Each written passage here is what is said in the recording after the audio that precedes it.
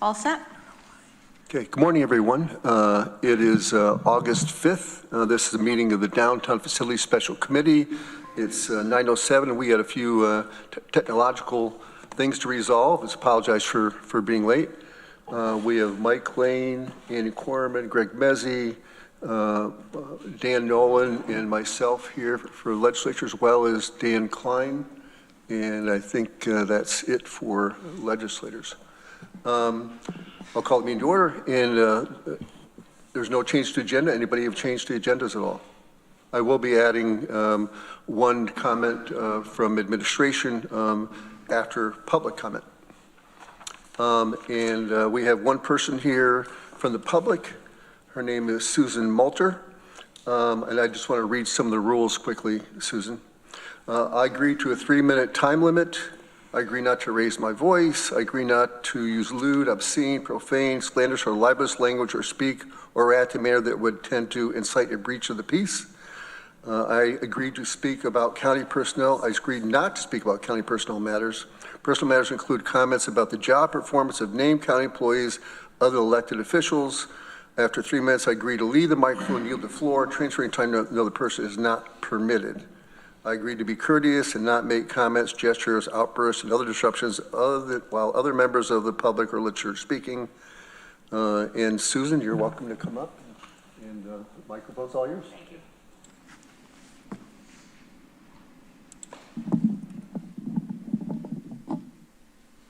Susan Moulter from the town of Ithaca. I'm not here to oppose what's on the agenda for tonight. I'm going to do that tonight. The agenda being moving the Board of Elections to where it's being considered. When I found out last night, and at breakfast this morning, I scribbled down these notes. I thought I would come and just share this with you. I hope that in the process, this committee or other parts of the county legislature first held a public meeting, which I missed because I didn't see it advertised, but a public meeting at which the public would have been told why the BOE is going to be moved. There would have been mentioned the 3 options: renting, building, or buying. And there could have been that night, and since, that all of you and your colleagues would talk to the people, the right people, at these categories of places: the 3 institutions of higher learning, Ithaca School District, faith communities, which have organizations like councils of churches or ACT, the whole healthcare system in our community and all of its subdivisions, realtors, newspapers, and specific places like PRI that have space and need money and might have worked something out with you. That's all I have to say. I hope you've done your duty, and I'll see you tonight. Thank you. Thank you, Susan. We're looking at the minute approval for June 3rd, 2025. Can you get Andy push that? And Greg seconds it. We'll do a roll call vote on that. Randy Brown? Yes. Mike Lane? Yes. Annie Corman? Yes. Greg Mezzi? Yes. Dan Nolan? Yes. Thank you for that. Chair's report. Quickly, I've got Holt Architect. There are 5 representatives from Holt here, as well as Arel and numerous other people.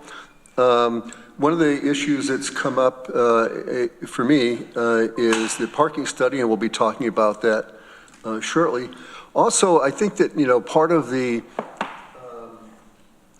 discussion of building this building, a lot of things are moving around, and we're looking at a lot of different options. I think that, what this is forcing the county to do is look at this more strategically. And I think that we do need to look at where we're placing departments strategically and where they'll best serve the public. So that's our goal. And then Corsa, would you like to add anything? Yes, thank you. Thank you very much. I just want to give you a quick update on where we are in terms of department need for swing space. So currently, County Administration and Human Resource Department have relocated to 201 Green Street, the mental health building on the 5th floor. County Attorney's Office is moving from the 3rd floor of Old Jail to the 1st floor, and then IT will be relocated on the 3rd floor of the Old Jail. The space that we were looking for now was for Board of Elections and also assessment. We are in the process of securing a space in Lansing. We have, as part of the review process in county administration, we had determined that based on all the information we have been provided and additional information that has come to our end, the Board of Election will not be relocating to Dutch Mill. They will be staying in the city. So we will look for a swing space that will suit the operation and also ensures continuity of government and operations for Board of Elections. We continue to evaluate the options available to county administration for other department relocations, and we will provide you an update as we move forward with the process for relocating department. But I just want to thank everybody that has reached out to me. I've received several emails, phone calls, and direct contact with people that help us to shape our decision-making and also evaluate the thinking process and the things that we do consider, and I appreciate that a lot. So I'm very excited for being here, being part of this community, and the interest the community shows in process the government takes and the action that we take, and I think it's very valuable to us, and I appreciate everybody that has reached out to me, and I'm very excited to be part of this community and the commitment that is being demonstrated by many people in and outside the government, and I'm very thankful for that process. So I want to emphasize that Board of Elections will remain in the City of Ithaca. We have identified multiple locations, and we are continuing having conversation in terms of the suitability and also ensuring that it's accessible and people can visit, and also they can also provide the services that they best provide to the people. So I just wanted to provide that update as well. Great. Thank you. Anybody else want to come in? Greg? Yeah, as I think many of you know, there's a resolution on tonight's agenda that would maybe state the contrary, but because of when we publish that agenda packet, and then decisions have evolved, I'll be proposing amendments to that resolution that clarifies the statement that Corsa made this evening and the need for additional space, but not yet identifying which departments would go in that space. So those are the proposed amendments that I plan to make this evening, and I'll work with Lita to get those put together. But just wanted everybody to know that we will be clarifying hope to clarify the resolution on the agenda tonight. Thank you. Mike, and then Annie. I just want to say, Corsa, this whole process, we understand hasn't been easy, but thank you to you and your staff for moving forward and trying to figure out what we're going to do with departments in the meantime so we can get these buildings taken down, deconstructed. And I just want to thank you for your flexibility and and certainly we've all been listening to community feedback, and so have you. And I think that's what we do as an elected body with wonderful staff. Thank you. Annie Corman? Thank you, Andy. I wanted to thank our administration, who's been working really hard on this, on the center of government. There's so many moving pieces, and so this turned out to be a piece we needed to take a look at, stop and take a look at and see, what to do. And so I appreciate the flexibility of our administration, our facilities, the legislature, because we spent a lot of time over the weekend as did other folks reading through emails, talking to people in the community.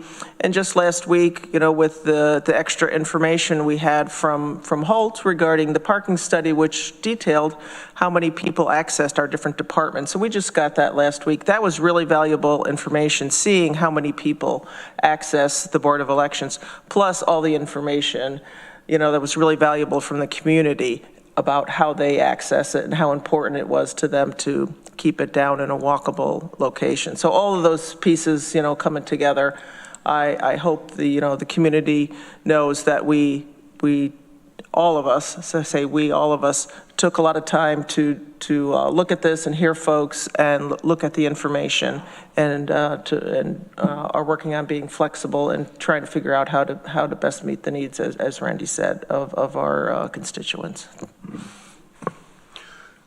Thank you. I see Legislature Veronica Pillar has joined us as well. Thank you, Veronica. And we're going to move on in discussions with Holt Architect. And we will talk about the parking study, and also we'd like to talk about the deconstruction process, how it's so important, the timing of that in the process, which is why we're looking for alternative space for Board of Elections and assessment and IT. So we'll talk about that as well. One of the things that we want to talk about too is just the overall presentation. We don't need to see the entire presentation that you've shared with the public so far. I think most legislatures have seen that. But we do want to understand the process better of the information and how the legislature's input on the process is more received, in my opinion. So, so we'll turn it over to Holt. I don't know where you want to start, but jump right in. Sure. Would you, as you mentioned, I'm sure a lot of you saw the original presentation. Received a copy of the traffic study in the distribution that we made. Do you want us to present the traffic study, or do you have questions and we'll just have a discussion about it? We're happy to represent it if that's helpful. We could present it in more detail if that's helpful. I think so, because it was a lot of new information. Yeah, and more detail about specific departments is really important to us in the public that may have not seen this, is to the accessibility of people coming to visit these facilities that need parking, which you talked about at your presentation, but also just the volume of people coming into these departments, like even the clerk's office that's in the courthouse now. Those numbers seem low to me, but of course it was in the middle of the summer, so maybe it's a different animal when you did this month-long survey, I believe. So if you could just maybe jump into that parking survey, it'd be great. Sure. Before we jump in, I'll answer your question. The way that we got data on visitors to the departments was through sign-in data sheets at each department, and this was before schools let out. Correct? It was I think it was like June, the month of June. Well, we were trying to get it in before schools let out, right? Oh, we had for the actual parking counts, yes. For all the parking data that we collected was in April. Oh, okay. So the parking data was in April, but yeah. So it was in June when the visitors. So there wouldn't be a lot of school. It would have been summer schedule for the visitor data, and then yeah. So why don't we? Is this the full presentation? Okay, yeah, so why don't you present the full presentation and we'll just take questions at the end. Okay, so like Quay said, our parking study, we collected parking data over the course of 2 different days in late April. Weather was nice. It was, typical spring day. It wasn't like rainy or anything like that. It was during the middle of the week when all the colleges were in session, Ithaca City School District was in session, so we wanted to make sure we kind of captured a typical day in the city of Ithaca. And what we did is over the course of those 2 days is and as we go through this, you'll look at our study areas, we walked the streets of Ithaca within our study area, recorded the number of cars that were parked on each block of the street from 8 a.m. to 5 p.m. and also in the Green Street and Seneca Street garages too, to collect data at those two locations. And then over the course of the 2 days, we just averaged the data, and really what you're going to see is an average of those 2 days of the parking study. So our study area for the parking study really encompasses about 3 to 4 city blocks. It's a 3-minute walk radius to the proposed site, roughly about a quarter-mile walking distance. We covered all of those streets that you see there, and again, the 2 parking garages, the Seneca Street and the Green Street garage. Next. So also, what we did is, so you see the 3-minute walk radius, which is in the purple circle, and then we also took a look at a 10-minute walk radius, which is the blue circle. And really what we did, what we wanted to find out within that 10-minute walk radius is how much free parking is there within that 10-minute walk radius. Free on-street parking. So we looked at both 24-hour on-street parking that's free, and then there's also certain blocks that are 2-hour free on-street parking. So again, these are the study locations. The blue lines you see there are the blocks that we covered. You know, Buffalo, Cayuga, Seneca, Tioga, Aurora. We also took a look at the 2 garages. And then we also took a look at the total on-street parking. So within that study area, there's a total of 352 parking spaces. The majority of them are the 2-hour paid parking. Either they're metered or the pay kiosks. There are a few handicap spaces. There are about 30 spaces that are dedicated to loading zones, and then you can see there's some 10-minute parking, 2-minute parking, some hotel drop-off. There's a few unmetered spaces, and then there's 1 car share parking space. Within the 2 garages, there's a total of about 920 parking spaces. And then within each of the garages, there's specific spaces that have been set aside for hotel parking.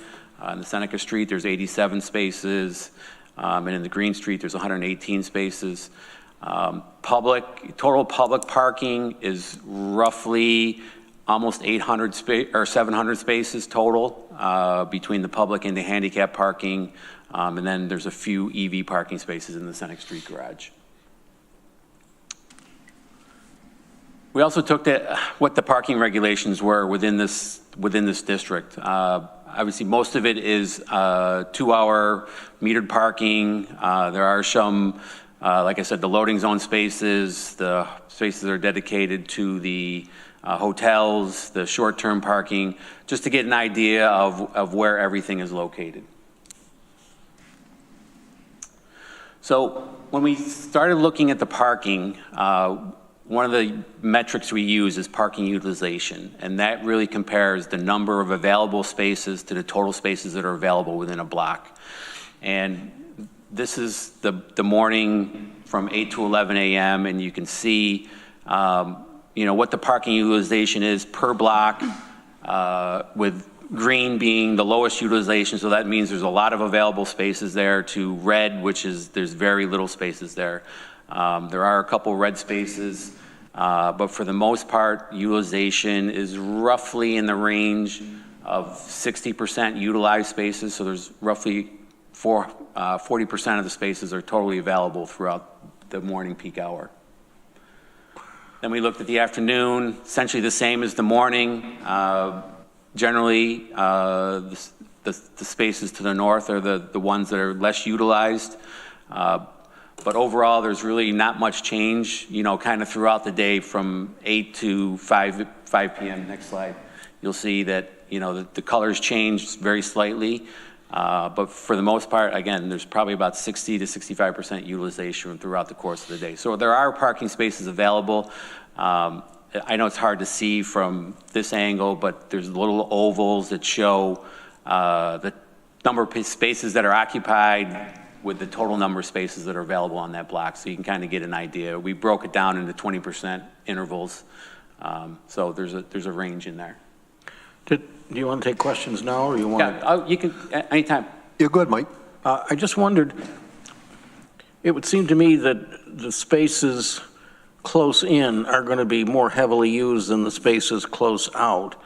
How do we take that into consideration? With the new building?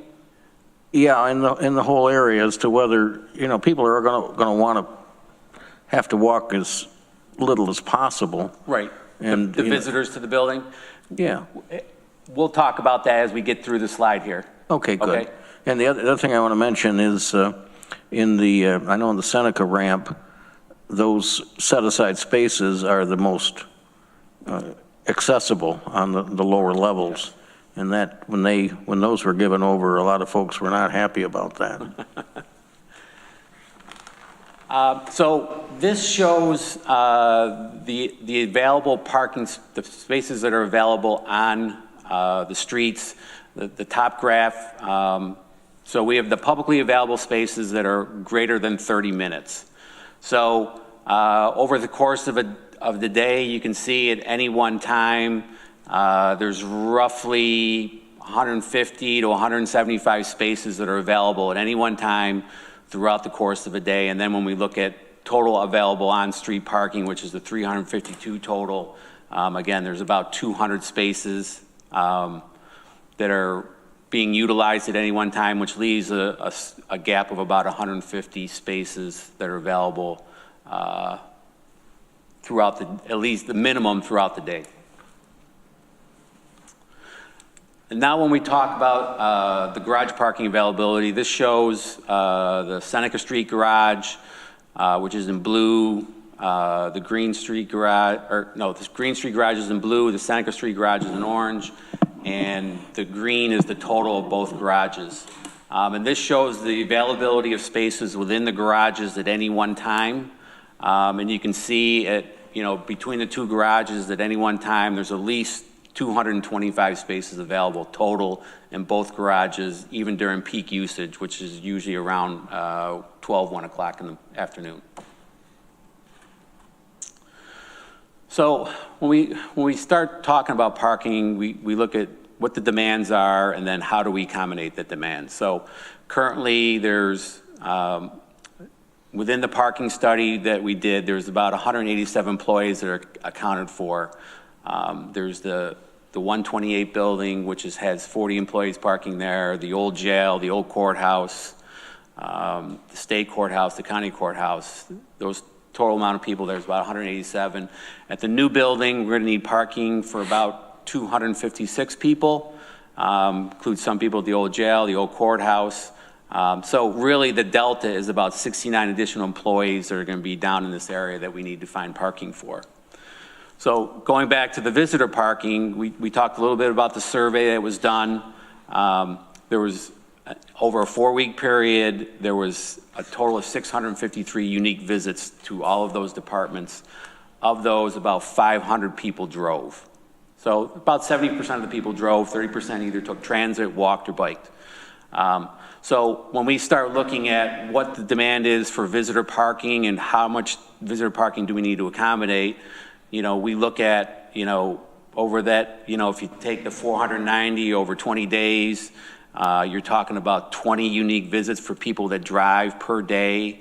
They stay an average of about 19 minutes at the county office building or visiting the county departments, which really equates to about 4 visitors per hour that we need to accommodate at any one time. So this is the existing on-site parking, the site that we have here. There's currently space for 104 vehicles to park on site. And once the new Center of Government building is built, we still need to accommodate 52 of those spaces on site. So mostly those are the courthouse, the state courthouse, and the county courthouse people, and then some EV and a county clerk space. So when we started looking at this site, the project's going to keep roughly 39 spaces north of the proposed site. So by the old courthouse, by the old jail, within that area, by the county courthouse, there's going to be 39 spaces. They're going to be kept. We're going to accommodate approximately 30 spaces on the new site. So there's going to be a total of 69 parking spaces on this site. So of those 69, like I said in the previous slide, we got to accommodate 52 people that are currently parking in this area. So really that leaves us, oh, and then we also have 10 legislator spaces, or some legislator spaces, and then we also have 10 spaces that are going to be dedicated to the county EV fleet. So really what that leaves us is 6 quote unquote free spaces once the new building is constructed. Really, and those will be dedicated to either ADA parking, people that need accessible parking, or county employees that just need short-term parking that possibly are coming into the building and need to stop in and pick something up, or they're dropping something off at the building and they're leaving. They're not parking all day. So how do we accommodate the visitors and also the employees of the building? So, Mike, as you were saying, you know, what we're dedicating is there's going to be immediate parking along both frontages of the building that are going to accommodate up to 18 vehicles. So we propose to have those as 20-minute short-term parking spaces. Some of them will be accessible, some will be for family use, people that are coming in with kids. So we have more than enough spaces in those 2 blocks. There's 2 areas right in front of the proposed building to accommodate. As we said before, we only anticipate having 4 to 5 visitors per hour, and we're providing 18 spaces. So obviously some of those spaces, they'll turn over more frequently than the others, but overall we've got more than enough parking to accommodate visitors that come here. Let me have Annie Corman have a comment. Yeah, I just had a question. So for the, if we're looking at possible parking on that, you know, around that one corner of where the building is, so that's something that needs to be negotiated and granted by the city. Right. And have we started those conversations yet? No, we haven't had those conversations yet, but I also want to emphasize that at the moment, we do not provide visitors parking in any of the departments that are coming into the center of government. There's no visitors parking at all. Visitors park at paid spaces right now. And so any improvement that we do here and the things that we are considering is to improve visitor access better than what is presently available. Right, so that's Yes. kind of like a wish, but we don't know Absolutely. if we can get that. Otherwise, it would be trying to find the parking. And then the question, free on-street parking, 800 spaces. So you're going to talk about that. So that's outside of where the metered areas are. So in terms of, you know, the county has the Cascadilla lot, which is approximately 40 spaces available there for county use. And then there's also the Green Street and Seneca Street garages, if staff were to choose to park in those garages. But also within that 10-minute walk radius that we talked about, there's roughly, I think if you click it, it will bring up the 10-minute walk radius.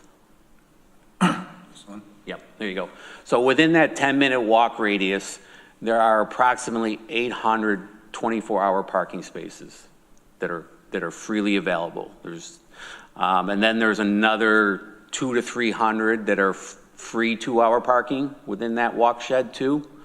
You know, our thinking is that most employees will choose to park within that 10-minute walk radius for the people that do need to drive to work on a daily basis.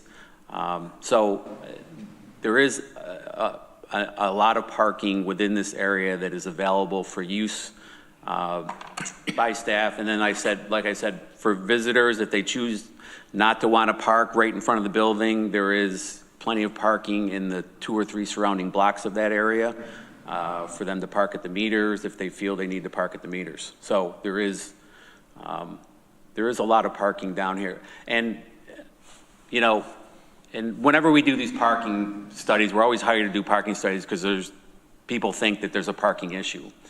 And 9 times out of 10, it's really a perception issue. And I think, you know, people think that if they can't park right in front of the building they want to go to, then that's a parking issue.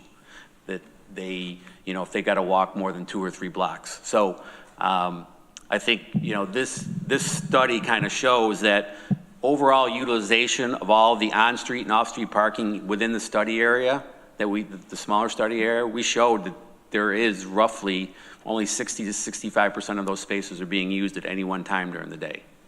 So there is a lot of available paid parking, and then this shows that there's a lot of also available free parking available within that 10-minute walk shed. I may have missed it, but is there, maybe I didn't look at this whole report. Yep. As to by department, how many people are actually visiting each individual department?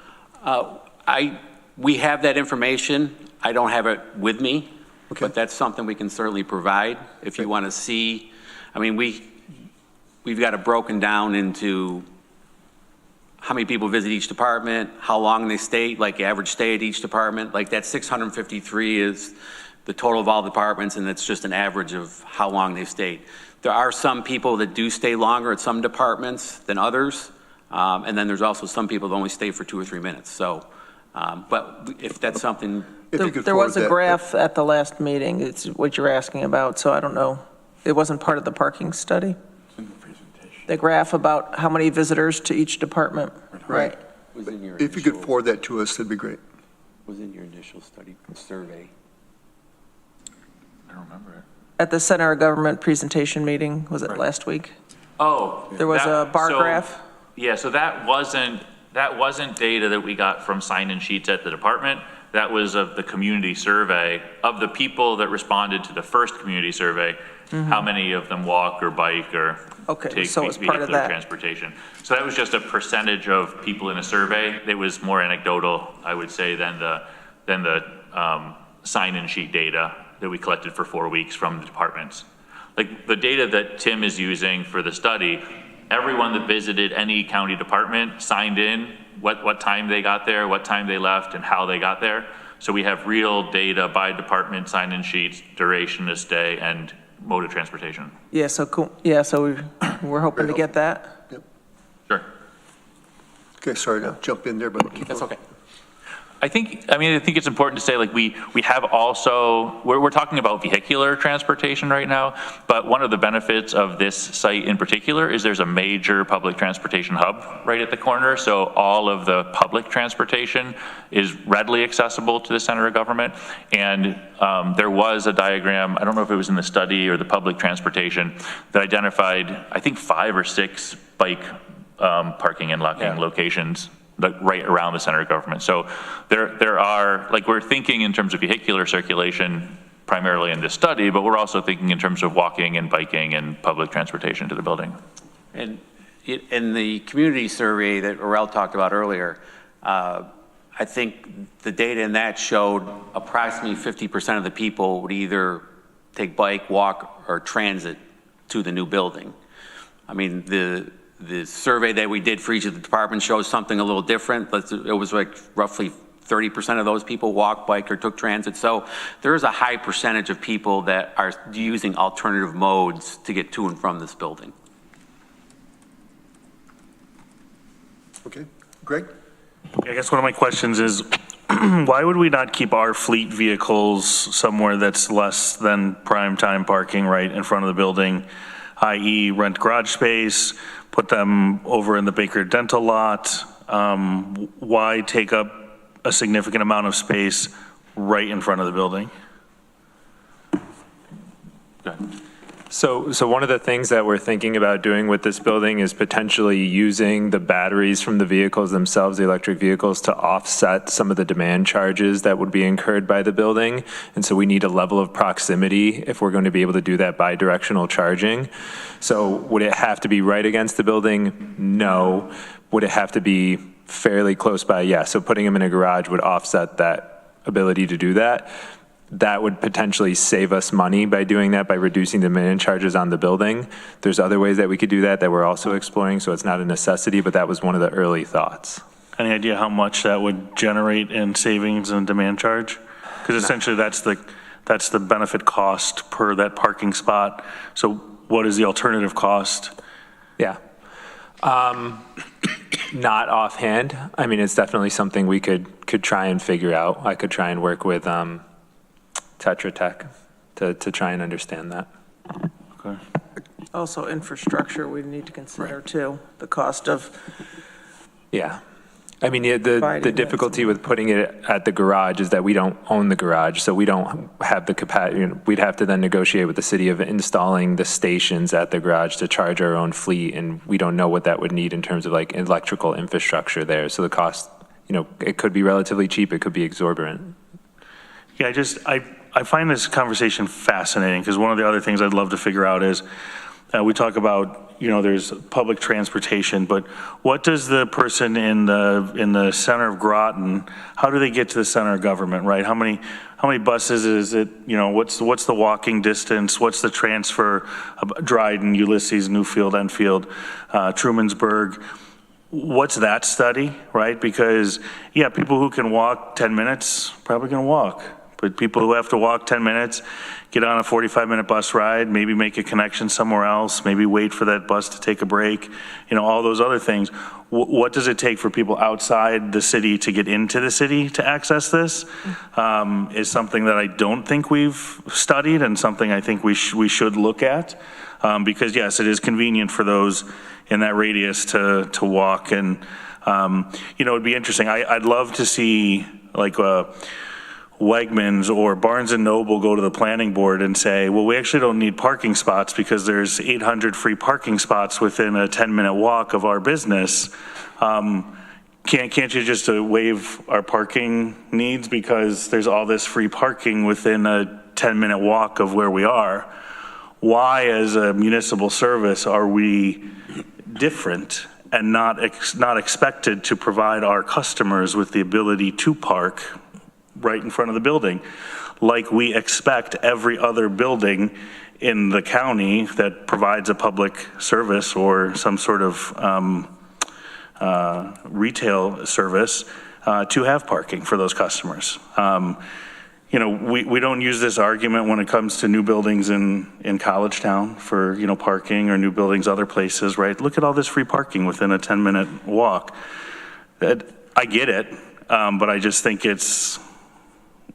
I don't necessarily agree with the philosophy, and I think we should do better to understand what the outskirts take to get into this building for services.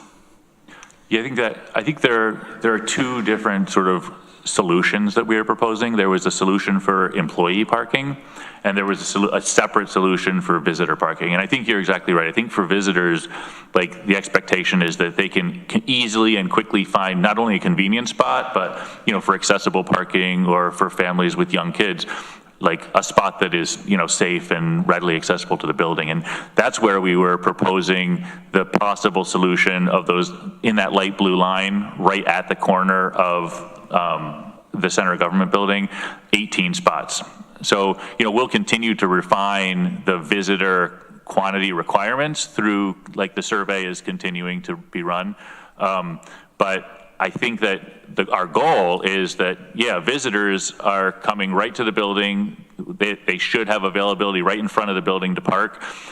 We're also thinking that on the site, like even if we could capture another 5 or 10 spots on the site where they pull into a driveway and they park, that might not be the best place to, for visitors to pull in, because it's going to be difficult to manage. The county has so many obligations to parking spots that are already contracted that pulling visitors onto the site to park and then back off, if we can keep them on the street right next to the building, and we believe that the 18 spots will do it, that should be the visitor parking in addition to biking and walking. And the employee parking is really the 10-minute radius solution that we're talking about. And I think that's it. Like, to your point, though, Wegmans probably parks their employees at the back of the lot, not at the front of the lot. Yeah. But I think that the county has never really supplemented employees with, free parking.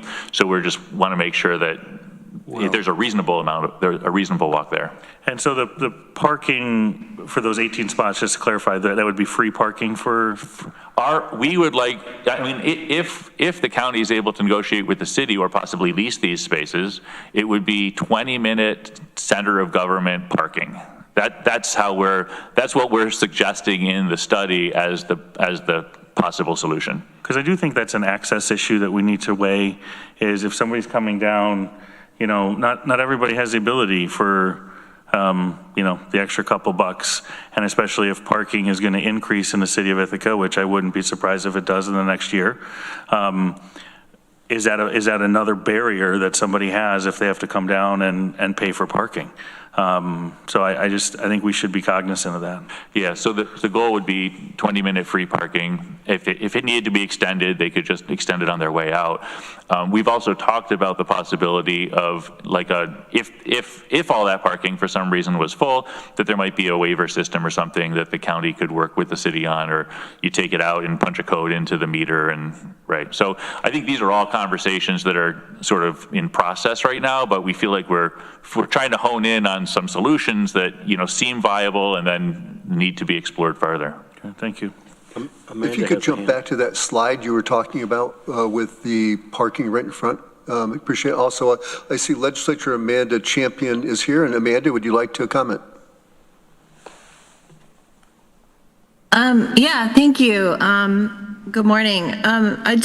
Folks have kind of said already what I was thinking, but I would just add that, just the other day at the COFA Advisory Board meeting, we were talking about parking for the annex, and Lisa Monroe has tried for years and years and years to get, 1 or 2 visitor spots in front of that building for visitors, and tried to negotiate that with the city, and they have not wanted to allow that to happen. She did, I guess, eventually get 1 handicap spot right in front of the building, but I don't think that we should take it for granted that the city would let us have 18 spots right on the street. And I think there should be some other options presented for where visitors would park. I really appreciate Greg's questions and comments, because it really is, that isn't something we provide now, and I don't think we need 18 spots, but even if there was, 3 spots, that would go a long way in allowing people to get down there and park. So thanks for letting me chime in. Sure. Mike? Yeah, I think Amanda has a good point. And I think I mentioned last meeting, we need to start talking with the city now because parking is important to them, and the money from parking is important to the city. And our experience with when we built the library and we built the Human Services building, and we did build parking lots for employees for the Human Services building, 2 of them, I believe. So we do have a history of actually constructing parking for our employees. And I'll just mention that I'm so glad to be hearing the discussion, including the lot on Tioga Street. I guess you're calling that the Cascadilla lot. Yeah. It's so important that we keep that in the future. It's so important that we bought it. water over the dam, but we never should have sold off the house lots on Sears Street, but that was the decision of the legislature. But to keep that was part of a long-term plan, looking at that going back 20 years. And so I just want to put in the record that we need to keep that, because there are still some legislators out there who are saying, well, what are we doing with this property? You know, what are we doing with the property? We need it. And you're right, Greg. People in Groton, people in Dryden, people in Enfield, they need to come down, they get in their cars, or they have someone bring them down. They don't get in on the bus and ride and take 2 transfers to get down here and then turn around and go back in the winter with packages and everything else. It's just, we are a rural county, and we rely on cars, whether that's the urban planning model or not.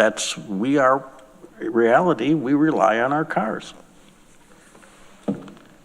Could you jump to the slide that showed the available parking now? You know, the red and the green and the yellow and... Those? Okay, so you're saying the red and orange colors are the least available parking? Least available, yep. And yellow would be in the middle somewhere? Yellow would be in the middle, and then the green. green and the blue are the lowest utilized locations. Okay. And to that point, I think that most people that do drive, their perception is their reality, and that they want to park as close as they can to that location versus going around the block a couple times, you know. So that's the biggest issue for my constituents is that they just don't want to come downtown because it's not convenient for them to drive through all those roads, and so I hope we have come up with a solution for that. So it's all yours, if you're done with the parking study or not. I think, yeah, that was the end of our presentation, that last slide about the parking. I appreciate it. I think it was good research. Really appreciate the work you did on this. I think it's very informative, and I think it really helps the legislators understand this better. So thank you for that.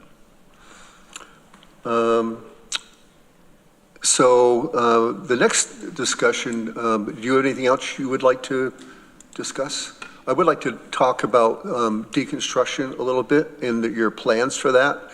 If you could just kind of jump into that and talk utilization of the buildings and your plans for timing and why it's so important to move departments out of the annex building and whatnot. You want to do a first pass of that, or you want me to? Jump right in, Arel. So as far as the deconstruction, we've been meeting to discuss that for the last two months. There's a lot, I think, involved in that. We've met with the contractor. It's been probably almost a month now. On site, we walked through the 3 buildings, the Pardon me, you might want to stop. Are you working on stop sharing the screen? Stopping okay. Sharing. Just give me a moment.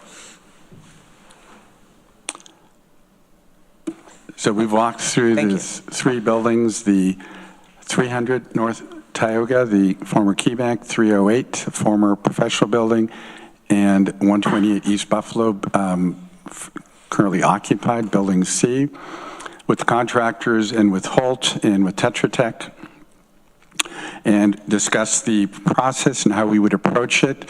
We are leaving it to the contractor whether they want to phase it, meaning start with 1 building, then move to the next, then move to the last building, or if they want to start at all 3. The first really phase of it would be to do the light salvage, which is basically removing any items that either not affixed to the building or maybe attached to the building, like light fixtures, plumbing fixtures, things like that. But before they can do that, Tetra Tech and Holt would need to identify, and which they've already shared with the contractor, what areas contain hazardous building materials such as asbestos, which is really key. Most of the buildings have asbestos in them. The one that we're most concerned about would be where they're on the drywall. and most of it is usually joint compound. We have at the former Key Bank on the second floor, we've identified asbestos in joint compound. The other floors are clear. We have very little of that at the professional building, 308 North Tioga. It's mostly in either mastics or floor tile, which is not too much of a concern to remove things off the walls. And over at building C, the only asbestos we found is in floor tile that's under carpet. And a little bit in the mechanical spaces, flues and such. So there's a smaller amount of asbestos than we found at the former Baker building. Baker building, we found it on all floors, basement, first and second. So once we identify that, we'll do light salvage of fixtures where it's not attached to walls that we call are hot or have asbestos. Then we go through the abatement process, and then we bring back the contractor and these third parties to remove items on these walls that were abated. And then once that's completed, then we start the actual deconstruction. And so this process, I mean, these initial phases are going to take a few months to do, especially the asbestos portion. Oh, and at building C, we've actually identified that there's asbestos on that stucco exterior finish, which we didn't want to find. That requires that you've got to tent the exterior at a time, so it is much more involved. So this process, both the light salvage, the abatement, is months. And so that's why we need to get started as soon as possible, because once we complete the abatement, then we can start the deconstruction. And that process in itself, and talking with the contractors, the more time they have, the better they can do as far as reducing the amount of material that goes to the landfill. If it needs to be done in a short period of time, then you're increasing the amount of material that's going to go to the landfill. So they appreciate it in that discussion. If there's flexibility in giving them more time, they would be able to do more to divert materials to the landfill. So that's why we need more time. And so this process is going to go well into next year for the deconstruction process. But as far as the planning with the contractors, we have not heard back yet from them whether they want to take ownership of the entire site, which is the 3 buildings, once we say, they can start, or they're going to phase it. And so at this point, I think if we can save money by giving them control of the entire site, we would do that, move forward. And they would use basically the lot in between all the buildings, which is the Key Bank parking lot, for staging. I mean, that's where you're going to have dumpsters. We're talking about various dumpsters where they could separate the different types of materials, metals, glass, sheetrock, carpeting, things like that. And so that's kind of a general overview of the deconstruction process, but we are talking, months, not just, several weeks. It won't be done by the end of the year. It's going to be spilling over into, I would think, at least the second quarter of next year, if not longer. And then I can give any, over to Bernard or Quay for any additional detail in their conversations with the consultants. Grace got a quick question. So. Okay. Have we done a cost analysis on how much additional, or if this is costing us additional money to do it this way versus traditional demolition?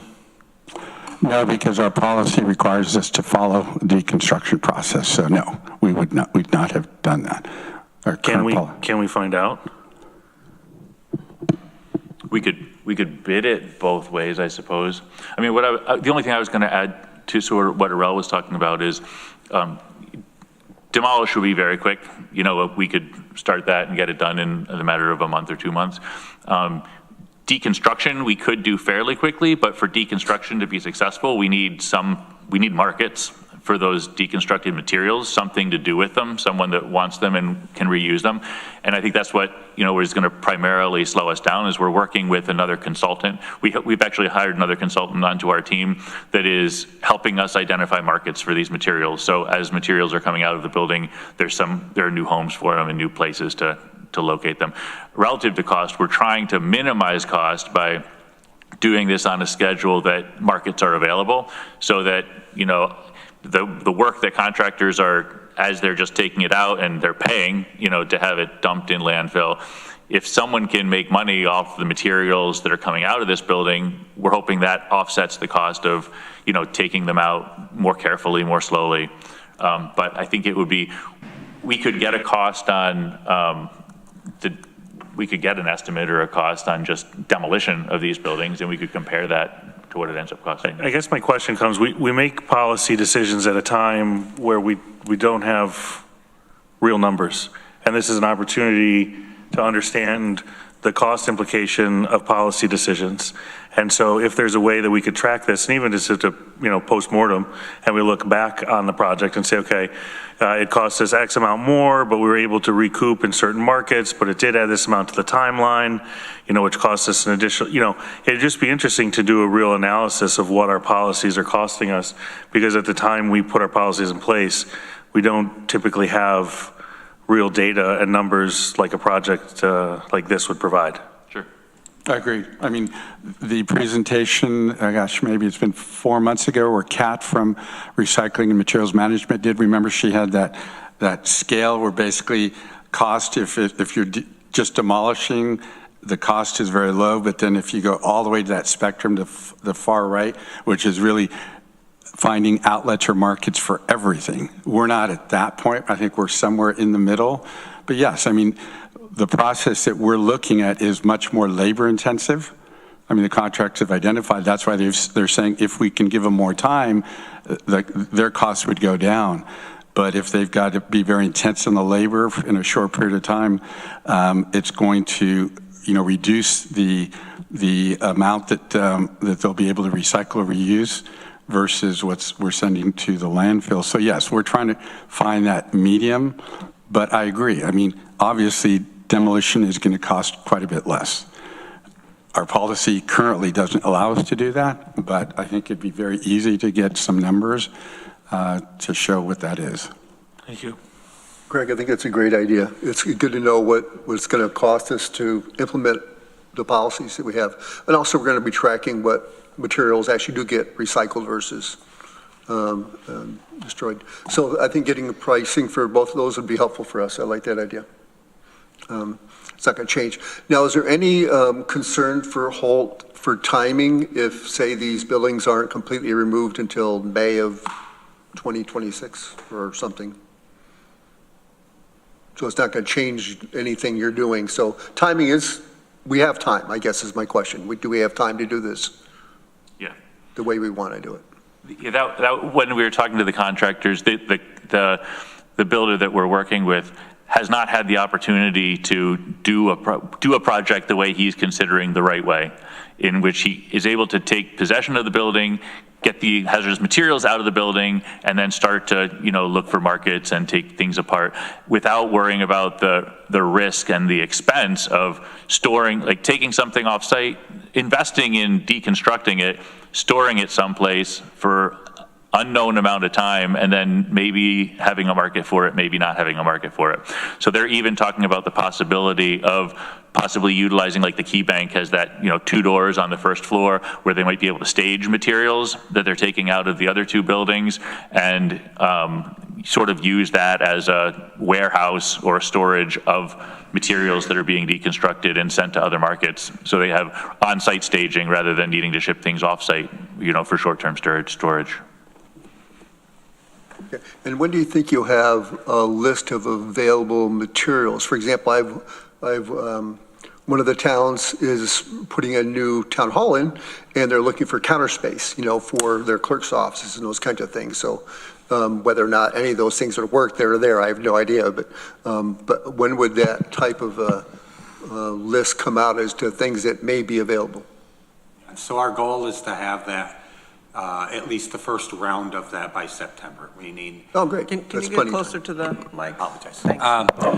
Yeah, our goal is to have that by September, early September, and that would be the first round. There's still going to be hidden stuff that as the process goes on, but a first list of items would be around then. That's what we brought the consultant on. That'll be one of our first steps on our side of it, is to get someone out there to start cataloging these.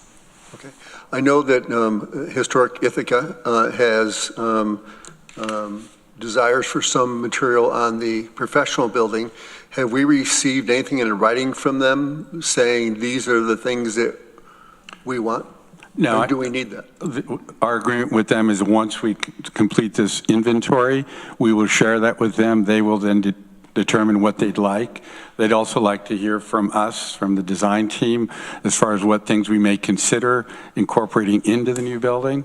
And so they're willing to kind of give up their rights to those components and materials of the buildings, you know, if we're looking at incorporating into the new building. So the process would be we would share that initial inventory with them. They would go through and pick what they're interested in.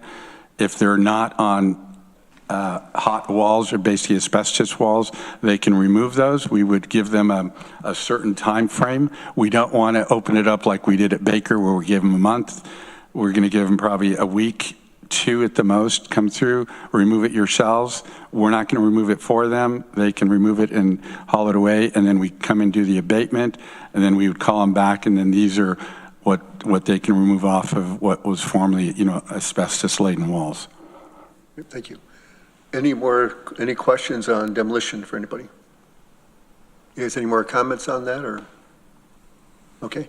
Oh, can I, just real quick, Arel, did you say that the asbestos was found on the exterior facade of, was it, which building? C, Building correct. C? Yes, Okay. fibers and that stucco. Yeah, that's too bad. We were hoping that it wasn't on both floors because, as you recall, the initial part, it was just a single story in the early 50s, and I think in 57 they did the second story.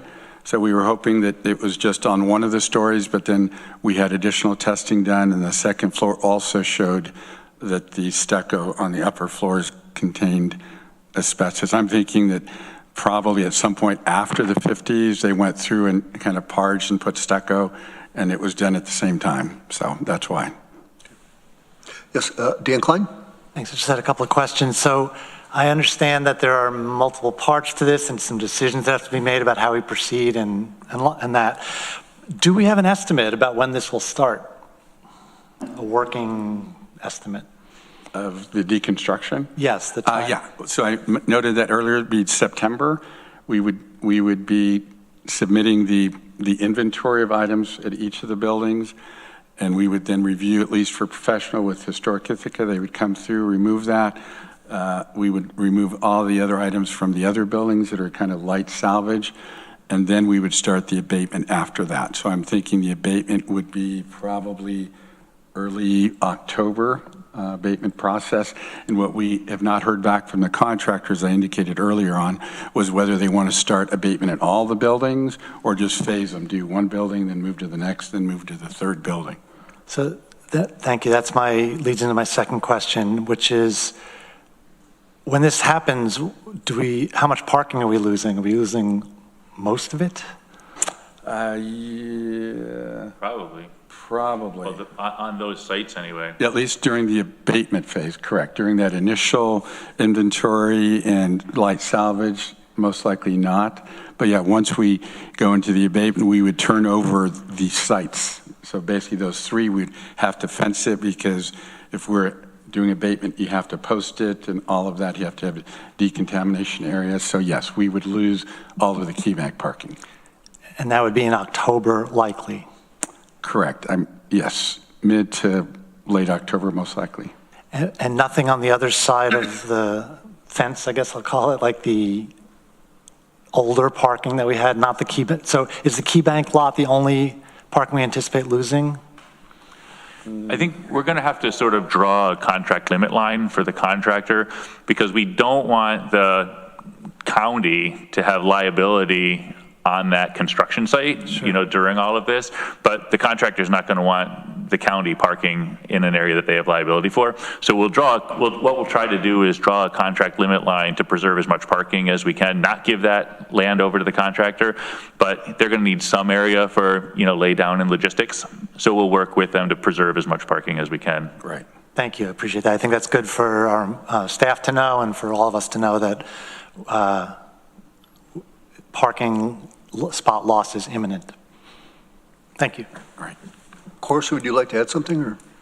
No, I just wanted to add that part of the parking drawings that was indicated based on what Quay just indicated will be blocked off. Those places we want to negotiate with the city. So these are spaces that will not be available during construction. So we will have an opportunity for better engagement with the city in terms of how that will be utilized after construction, because there will be more of a unavailable for multiple number of years. So this becomes a very good conversation to have with the city in terms of negotiating the usage after construction. Greg? Well, do we have to do street permits and parking spot purchases for construction zone? Like, you know, if our fence exceeds outside of the, you know, and then redirect crosswalk and all that fun We stuff? might have to do that. That's what we're still working that out. I mean, some of that is really the contractor. They'll tell us, yes, we're going to need sidewalk, you know, closed off. We may need parking spots because they may want to put dumpsters on the street, in which case we've done before, they would have to then work it out with the city to lease those spaces. So at this point, I guess I can't answer it. I don't think that the parking will be affected. I mean, on the street parking, the sidewalks may have to, especially, yeah, because we're pretty close to, well, we're right next to the sidewalk at the professional building, a little away from it for Key Bank and for Building C. But those aspects, as we get into more conversations with the contractor, they'll show what that work zone will be. And if we have to, then we will have to, I mean, we'll work with Holton and their consultants to redirect, you know, pedestrians across the street or such, all well marked. But will we, I'm just trying to understand our mechanism, because obviously you're sort of the code enforcement authority for the county. But do we have to go through the city process for taking those spots and sidewalk closures and redirection? Or can we just do that as a county? Yes, we would have to work the city. Got it. Okay. Unfortunately, my authority doesn't. It ends at the sidewalk. Parking or sidewalks. Okay. But, and we've done it many times before. It's not a big issue doing that with the city. And that's in our project budget for multiple years of having that probably shut down? Well, no, the sidewalks would not be shut down for multiple years, just during the deconstruction. Once the buildings are deconstructed, we would just fence along the kind of the property line. The sidewalks would be opened back up. Okay. Any more questions on deconstruction?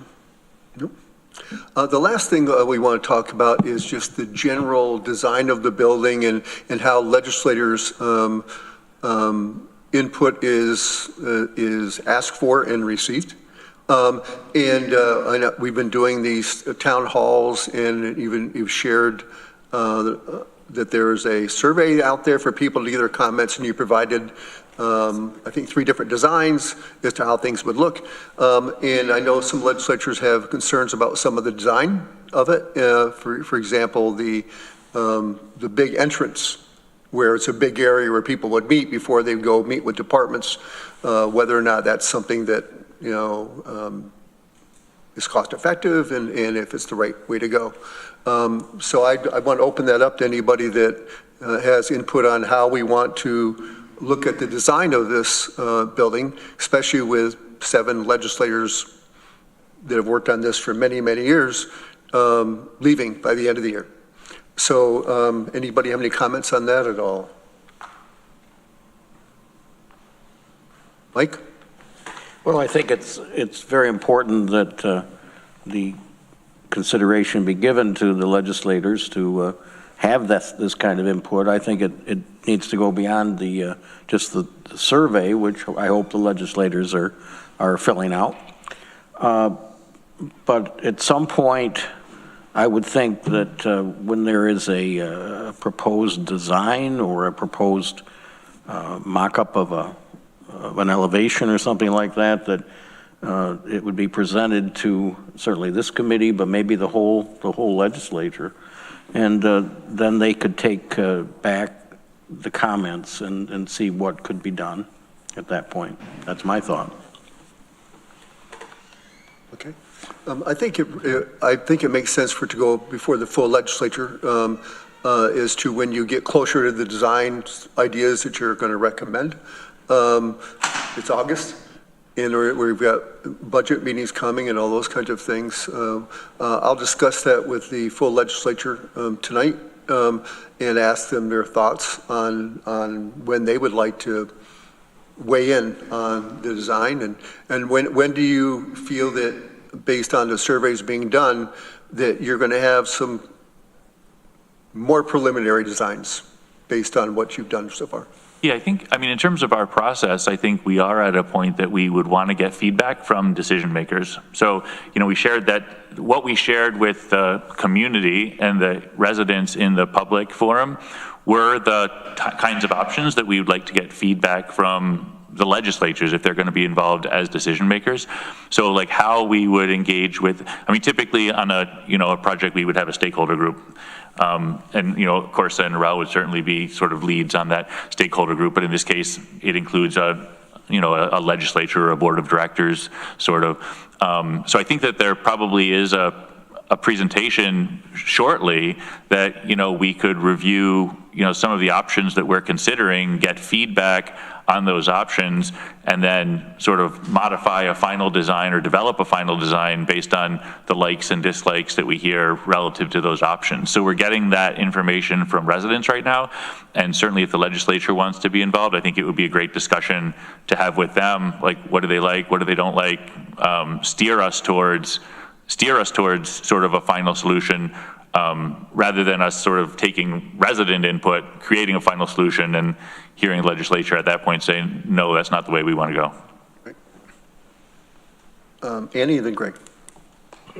Yeah, I agree with what's been said. Just the same as, we talked about, the Board of Elections location, absolutely community feedback, input, usage is a huge factor in the decision making. But we just want to make sure that we can, do that in real time, as Quay said, before we get too far along, that we're going towards, something that was just with the feedback. The feedback's important, but let's take it and digest it and hear what other factors, that there are to it. Again, community feedback and usage and all that, and your recommendations are really important. But let's make sure we sometimes slow down and figure out a way so that we can all have input rather than later say no, and you've gone down this road. Yeah, we just need to get all the feedback, not just the resident feedback in this case, right? Right. So I know it's complicated. So thanks for your patience. Sure. Right. Well, I'm not short on opinions this morning, so I'll share a couple. Personally, I don't like concept 3. I don't like that sort of like brutalist, like big massive stone monument, Washington, D.C. style construction.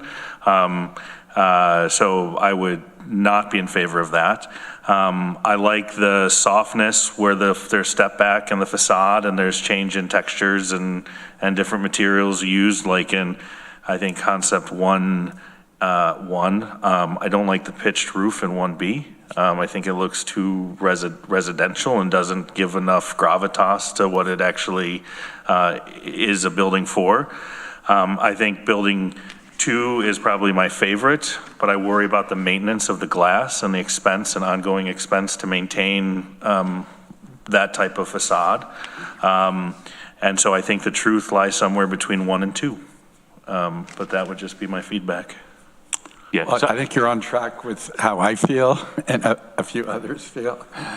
That's exactly the type of that is huge in terms of steering us towards, what we feel people will be happy with where we land.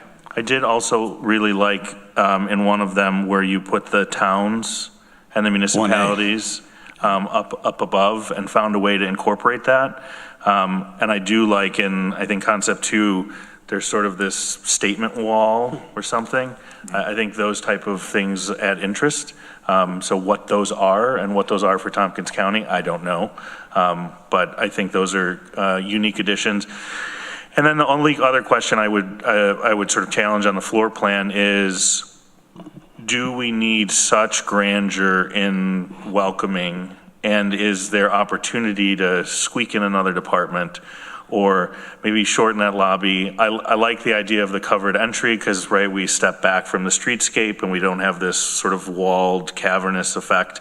But is there something that could be done so that we're just not paying for circulation space when if we only have 30 some odd people visiting on a day? Obviously, we have a couple hundred people working there, but what could we tighten up a little bit? And is there a way to maybe squeak another department that may not be in there?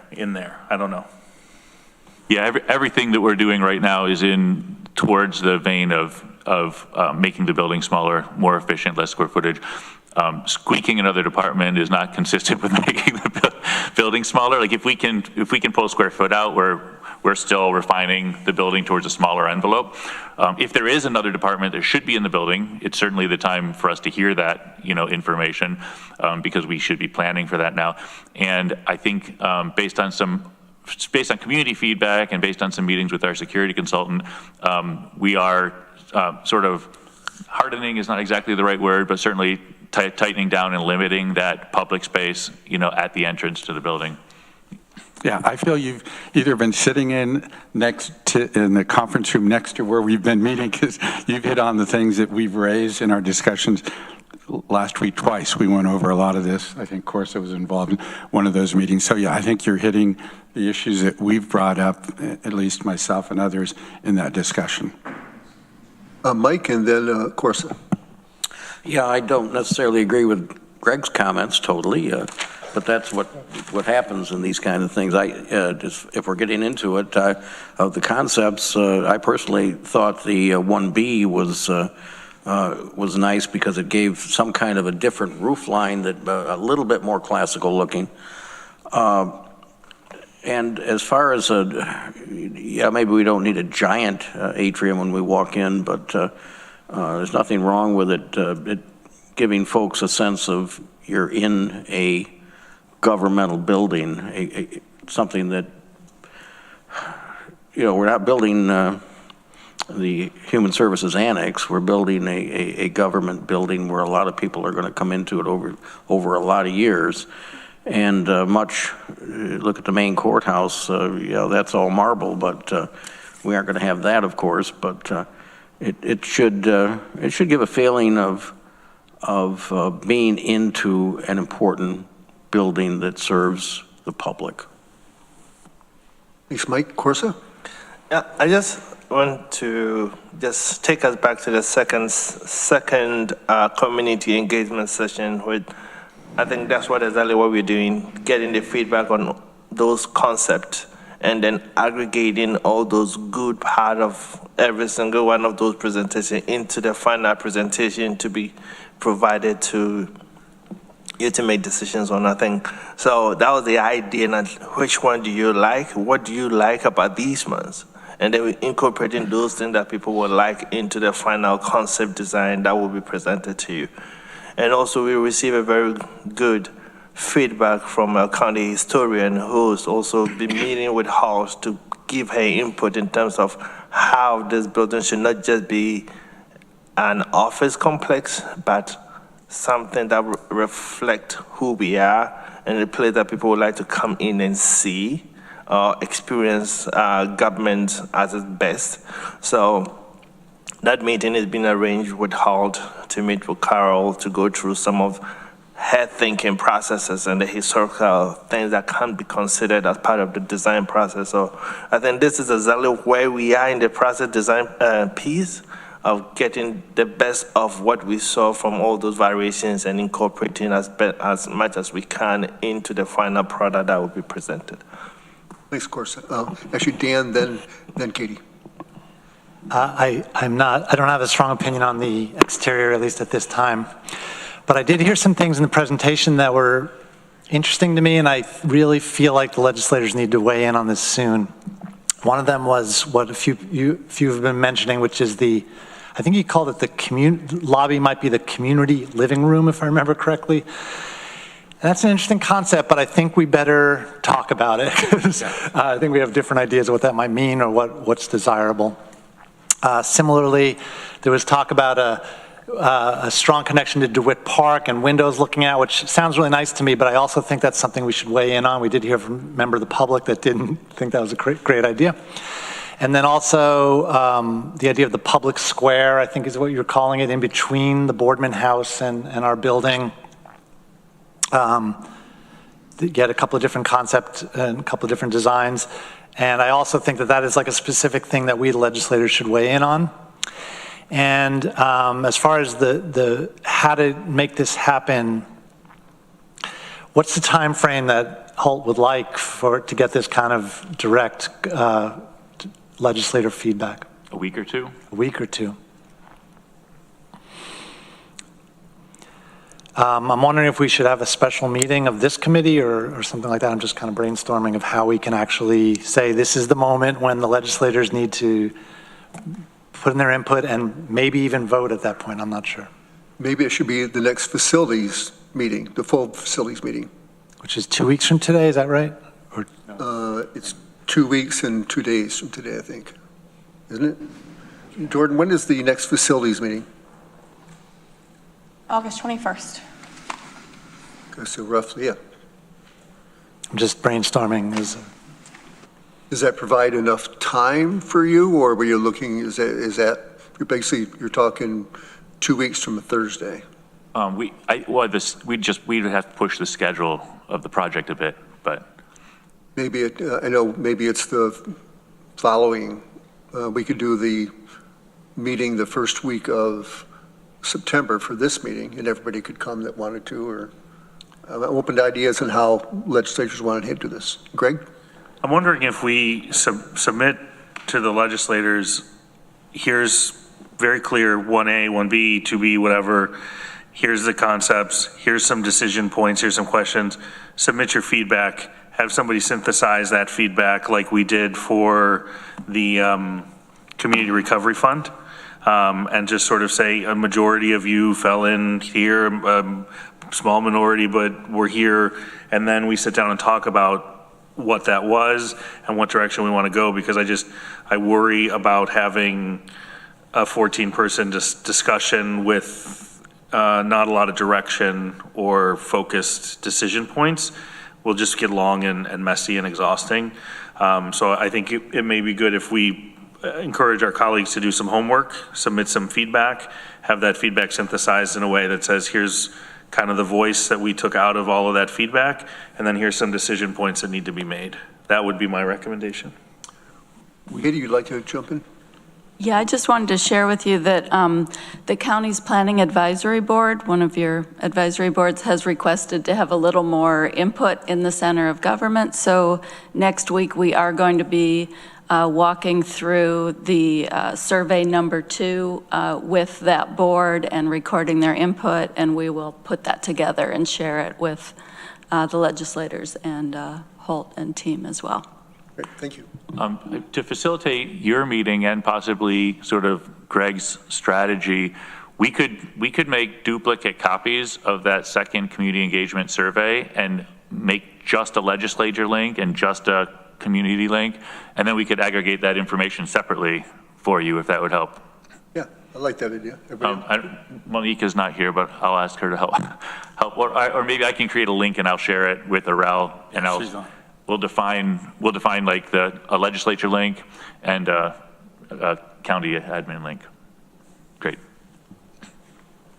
And I think that'll prepare us, Greg, to make that presentation that you're talking to that sort of summarizes all of the individual views that I think will help facilitate the discussion. That's a great idea. Okay, we'll talk about the timing of that tonight, if that's okay, a little bit. Annie? Yeah, since people are starting to give feedback, I'll share a little bit, a couple of things that I was thinking. I do like the idea, for instance, of the towns listed somehow on the facade on the outside, or possibly on the inside, but maybe on the outside. Also for wayfinding, possibly the departments that are in the building, rather than people going in and finding out, oh, that department's somewhere else. This has been brought up somewhere about the accessibility to the entrance, that the main way to get into the building is the accessible way versus having that off to the side. I saw this in one municipality when they were redoing the front of the building, and then they made the accessible entrance, and I kept talking to them about, well, when you're redoing it, that's the time to make that, and it was very easy. They had the room to make the front accessible, and they said, no, that's how people get around the back. And now, years later, they're redoing the front, because then they realized, well, that's not really the best way to have people, and there wasn't even signage that, this is how you get into the building. So I think over time we've learned that, that's make it the easiest way. People can walk up ramps. If people can walk, they can, if the stairs are around the other side, versus, the main way to get in. So I really like that aspect that somebody brought up. And I'm not a big, I'll forego aesthetics because I'm more of a functional person. So I would like to weigh in more on, the environmental aspects of the building. So if it's more environmental to not have a two-story entryway, if it's going to be more energy efficient to just have one story, less glass, I would be more prone to want to have that. I know in other ways I often talk about I'm trying to make sure our government is more transparent, but I don't think we need to have the glass right there to have the transparency, right? So, and I am concerned about the security of the building. I would want us to consider having anybody that comes in the building to go through security first, whether we have bathrooms that are there for the public to use or a lobby to get into there. I think security is on the minds of a lot of us nowadays, especially with some recent events, but it's getting, I think we need to, we owe that, I think, to all of our staff to make things as secure as possible, trying to balance that with having some easy access to the building, somewhat easy, and then also, providing some amenities to the community. And I love the idea of the outside where you can go and sit, whether it's staff or people in the community. Really just, I think that pulls people into it and makes it a really friendly area. Thank you. Any other legislature comments? Good question. Is Fisher landscape architect too? Is that? Yeah. And park, okay, got it. I really like, so one of the things, I guess, my last comment, because I missed these sort of the 3 iterations. I hope we don't VE out the lushness of the drawings. Usually when you see these great presentations, and then when you get to what it looks like the day that the 3-inch little plant is planted, obviously you want it to grow in. But I just hope that it can be a statement piece from day one, easily manageable too. But I also like, to Ann's point, the integration of, I think the term here is activated perimeter, that ability for public and others to kind of just come enjoy natural space while still being adjacent to the built structure. Mike? Just want to say, of course, the reason we hire architects is because we want their knowledge and their ability to recommend things to us, and we don't want to lose track of that. Even though each of us would like to design it ourselves, we aren't trained to do that. But I think they're sitting here, at least I'm watching them with open minds, and that's what we need to do, but we need to always have their advice on how we move forward. Is there anything that Rail or Holt would like to add? Just in response to Mike's comment, it always seems like a miracle to me that we get to the end of the project and we always have so many different opinions and different buildings if they were designed individually. And we end up with a solution that somehow makes everybody happy. We're all sitting at this point feeling like it's impossible, but we'll get there. Thank you. Go ahead. I like hearing that. It's every project. Well, if there's nothing else by anybody, we are adjourned. Oh, I'm sorry, Katie Brugella would like to throw 2 cents in. Not adjourned. Yeah, I just wanted to make sure everybody knew that my staff and the design team at Holt and Orel and a whole bunch of people worked together last week to submit 2 CFA applications, consolidated funding applications for funding for the center of government. We put in a request for $3 million from Empire State Development through their capital funding program. And we put in for $2 million through NYSERDA's Building Cleaner Communities competition.